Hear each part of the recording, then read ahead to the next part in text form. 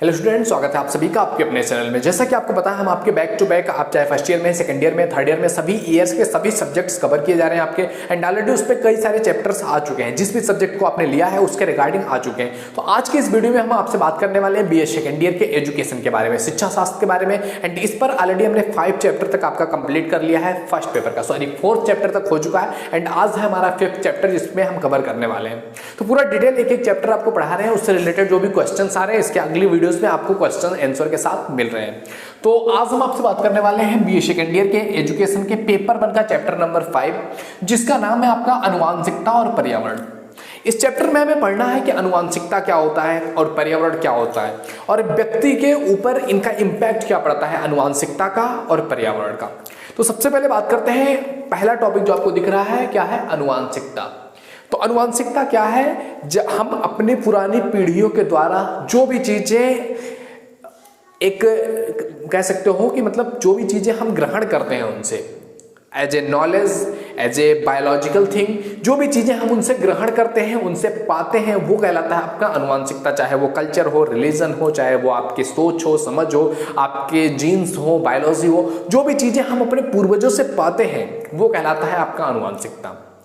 अब पूर्वजों से हम जो भी चीजें हम ग्रहण करते हैं, चाहे वो सीखने की हो, लर्निंग हो, वो सब आनुवांशिकता कहलाता है आपका। मतलब जो आपकी बायोलॉजी, जो अपने पूर्वजों से आपके अंदर जो जीन्स में आपके आ जाता है, वो कहलाता है आपका आनुवांशिकता। अब आनुवांशिकता के सिद्धांत हैं, कई सारे विद्वानों ने आनुवांशिकता पर खोज किया है और बताया है कि वो मनुष्य की ग्रोथ के लिए, मनुष्य के विकास के लिए, मनुष्य की सोच समझ, उसकी IQ, उसके लिए क्या इंपॉर्टेंट भूमिका निभाता है। तो इसमें खोज करने में गाल्टन ने एक सिद्धांत दिया है, वो है उत्पादक सूत्रों की निरंतरता। गाल्टन का सिद्धांत था कि जो एक उत्पाद है वो उत्पादक सूत्र की निरंतरता को कायम रखेगा। यानी कि एक उत्पाद है तो वो अपने जैसे उत्पाद, मतलब वो उत्पाद बार बार क्रिएशन होता रहेगा। यह आनुवांशिकता के माध्यम से होता है। मतलब वो उत्पाद नेक्स्ट जब उत्पाद बनेगा तो उसी के जैसा, उसके अंदर भी उसके गुण पाए जाएंगे। एंड इसी पर अपना सिद्धांत देते हुए लेमार्क महोदय ने कहा था, अर्जित गुणों का हस्तांतरण होगा।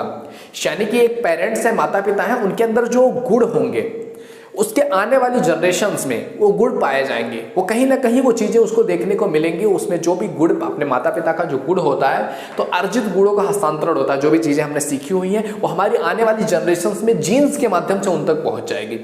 इसी पर प्रत्यागमन का सिद्धांत दिया है। प्रत्यागमन का सिद्धांत में क्या कहा गया है कि जितनी हमारे पास नॉलेज है, फॉर एग्जांपल अगर हमारे पास एक ब्रॉड लेवल पर किसी चीज के बारे में नॉलेज है, मतलब हमारा जितना भी एक्सपीरियंस है, नॉलेज है, वो हमारे अंदर है।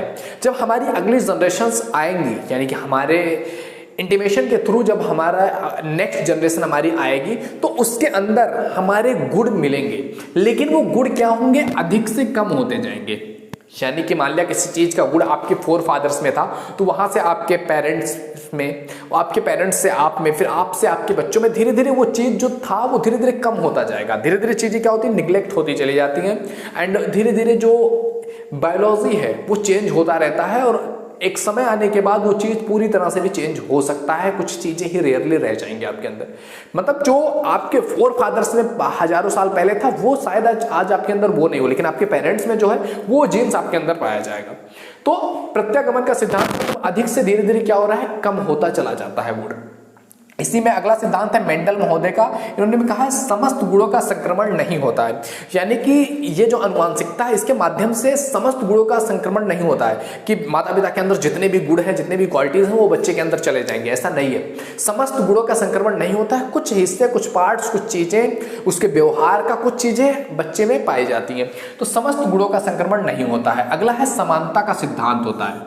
समानता का सिद्धांत मतलब समान से समान की उत्पत्ति। यानी कि मनुष्य है, एक लेडी है, एक मैन है, तो उनसे जो आने वाली जनरेशन होगी, आने वाला जो बच्चा होगा, वो भी उन्हीं के जैसे गुणों को लेकर के आएगा। मतलब हाथ पैर आंख मुंह जैसे होते हैं एक मनुष्य के, उसी के समान आएगा। यानी कि हम जैसे हैं, अपने समान जो है बच्चे को उत्पन्न करना ही आनुवांशिकता कहलाता है।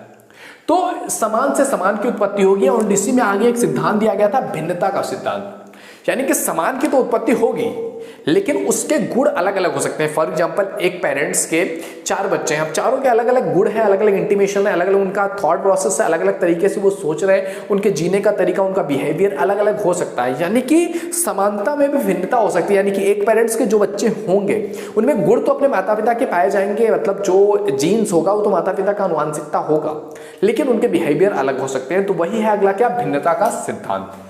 तो इस तरह से आनुवंशिकता के थ्योरीज हैं, आनुवंशिकता का सिद्धांत है। इस पर विद्वानों ने अपनी अपनी राय रखी है कि मनुष्य अपने पीढ़ियों से काफ़ी कुछ चीज़ें उसके अंदर आती हैं और काफ़ी कुछ उसको सीखने को मिलता है, उसकी सोच समझ में बहुत ज़्यादा इम्पैक्ट करता है। एंड अध्ययन संबंधित सिद्धांत, मतलब आनुवंशिकता का अध्ययन करने के लिए, आनुवंशिकता को जानने के लिए कौन कौन से सिद्धांत लाए गए, उसमें गाल्टन महोदय का सिद्धांत, गाल्टन महोदय ने आनुवंशिकता का एक सिद्धांत दिया प्रतिभाशाली बालकों पर अध्ययन करके। यानी कि गाल्टन का जो सिद्धांत था वो था प्रतिभाशाली बालकों पर अध्ययन करके, कि जो बच्चे एक अलग लेवल के, उनके अंदर आईक्यू लेवल होता है, एक अलग तरीके से वो सोच सकते हैं, उनकी समझ ज़्यादा हो, इंटेलिजेंट ज़्यादा हो, तो प्रतिभाशाली जो बच्चे हैं उन पर गाल्टन महोदय ने अध्ययन किया और अपनी थ्योरीज में दिया कि वो बच्चे ज़्यादा स्पार्क उनके अंदर क्यों पाया जाता है, वो बच्चे ज़्यादा इंटेलिजेंट क्यों होते हैं, उनके आईक्यू लेवल ज़्यादा क्यों है, उस पर उन्होंने अध्ययन करके अपनी थ्योरी दिया हुआ था। जूक महोदय ने परिवार का अध्ययन किया और परिवार के अध्ययन में ही स्टुअर्ट ने भी, कार्ल पियर्सन, कालिकक, इन सभी ने परिवार का अध्ययन किया और पता लगाया कि मतलब आनुवंशिकता होती है, आनुवंशिकता पाई जाती है। कई सारे परिवारों का अलग अलग जगह पर, अलग अलग विश्व में भ्रमण करके, अलग अलग जगहों पर परिवारों का अध्ययन करके इन्होंने ये सिद्धांत दिया कि हाँ, जो बच्चे आने वाली जनरेशंस में हैं उनमें अपने पेरेंट्स का, अपने फोर फादर्स के आनुवंशिकता पाई जाती है और कहीं ना कहीं उनके गुण उनके अंदर हस्तांतरित होते हैं। तो आनुवंशिकता काफी हद तक एक व्यक्ति के जीवन पर इंपैक्ट डालती है। एंड नेक्स्ट चीज जो हमारा है, आनुवंशिकता हमने समझ लिया क्या है, अगला है आपका पर्यावरण। यानी कि एक मनुष्य के जीवन, उसके बिहेवियर, उसकी सोच, उसकी समझ पर उसके पर्यावरण का काफी इंपैक्ट पड़ता है। मनुष्य जिस पर्यावरण में जिस तरह से रहता है, उसकी बॉडी का सहन करने की क्षमता, उसका रिस्पॉन्स करना, उसका माइंडसेट, उसकी आईक्यू लेवल, उसकी समझ, उसका मतलब बिहेवियर, हर एक चीज उसके पर्यावरण से प्रभावित होता है। एक व्यक्ति को अगर आप जाकर के देखोगे, जो गर्मी में रहने वाले व्यक्ति हैं उनकी बॉडी उसके हिसाब से जो है फिट बैठती है कि वो उस तरह की बॉडी, उस तरह की गर्मी झेल सकते हैं। कुछ लोग हैं जो बहुत ठंडे प्रदेशों में रहते हैं, माइनस डिग्रीज में रहते हैं, और वो उस जगह पर भी सर्वाइव कर सकते हैं क्योंकि उन्होंने उस पर्यावरण में जिया है और उनका बॉडी ही उस तरह से हो गया। अगर उनको उठा करके आप गर्म जगह पर लेकर के आओगे, वो सर्वाइव नहीं कर पाएंगे, या गर्म वाले को ठंडे में ले जाकर के डाल दोगे, सर्वाइव नहीं कर पाएंगे। तो पर्यावरण से भी काफी इंपैक्ट पड़ता है, पर्यावरण से उनके व्यवहार पर इंपैक्ट पड़ता है। अगर कोई व्यक्ति शांत पर्यावरण में रहता है तो उस पर उसका अलग प्रभाव पड़ेगा। कोई पहाड़ों पठारों में रहता है तो उनके अंदर अपने आप से वो स्ट्रांगनेस आ जाएगी, वो खूंखारता आ जाती है। पठारों के क्षेत्रों में आप देखोगे, दक्षिण के क्षेत्रों में, उनमें अलग ही तरह की पावर्स आपको देखने को मिलेगा। तो इस तरह से मतलब जो हमारा पर्यावरण है वो भी हमारे लाइफ में हर एक चीज पर इंपैक्ट डालता है। आपकी सोच, आपकी समझ, आपकी आनुवंशिकता, आपके जितने भी लक्षण हैं, जितने भी बिहेवियर है, हर एक चीज पर पर्यावरण का प्रभाव पड़ता है। तो इस तरह से हम कह सकते हैं पर्यावरण पर भी कई सारे विद्वानों ने अपना सिद्धांत दिया, जैसे कि डार्विनवाद का सिद्धांत था, डार्विन का सिद्धांत। जैसे कि डार्विन ने कहा कि डार्विन ने कहा जैसे जैव विकास का सिद्धांत हुआ, वैसे ही स्पेंसर ने कहा था कि समाज का भी उद्विकास हुआ। जैसे डार्विन ने कहा कि जीवों का उद्विकास हुआ, ऐसे समाज का भी उद्विकास हुआ, तो जीवों का भी उद्विकास हुआ है। तो डार्विन ने सिद्धांत दिया था। लैमार्क का सिद्धांत आया था इसके क्षेत्र में पर्यावरण को लेकर के कि मनुष्य के जीवन पर, मनुष्य के समझ पर, मनुष्य के व्यवहार पर, मनुष्य के लाइफ पर क्या इंपैक्ट पड़ता है उसके पर्यावरण का। लैमार्क ने भी इस पर अपना सिद्धांत दिया हुआ था।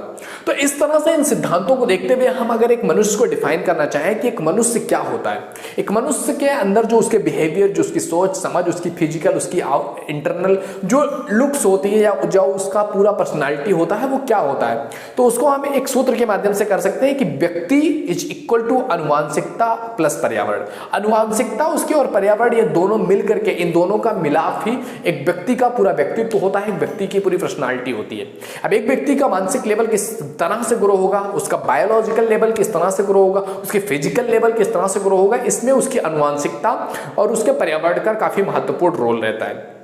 तो इस तरह से पर्यावरण और आनुवंशिकता ये दोनों एक दूसरे के पूरक हैं, ये दोनों मिलकर के एक व्यक्ति को संपूर्ण बनाते हैं और एक व्यक्ति की लाइफ में ये बहुत ज्यादा महत्वपूर्ण भूमिका निभाते हैं। ओके, तो आई होप ये वीडियो आपको समझ में आया होगा कि आनुवंशिकता और पर्यावरण क्या है, इन दोनों का संबंध क्या है, व्यक्ति पर इनका इंपैक्ट क्या है। अगर आपको ये वीडियो पसंद आया हो तो वीडियो को लाइक जरूर करना, पहली बार चैनल पे आए एक बार विजिट कर लेना, if you think it is valuable तो सब्सक्राइब करना, अदरवाइज मत करना। अगर आपको लगता है वैल्यूएबल है तो शेयर करो अपने फ्रेंड सर्किल में, ताकि उनको भी इससे काफी हेल्प हो सके और वो भी अपने एग्जाम में अच्छे मार्क्स ला सकें। ओके, मिलते हैं आपसे अगले वीडियो में, तब तक के लिए जय हिंद, जय Bharat, thank you, bye bye.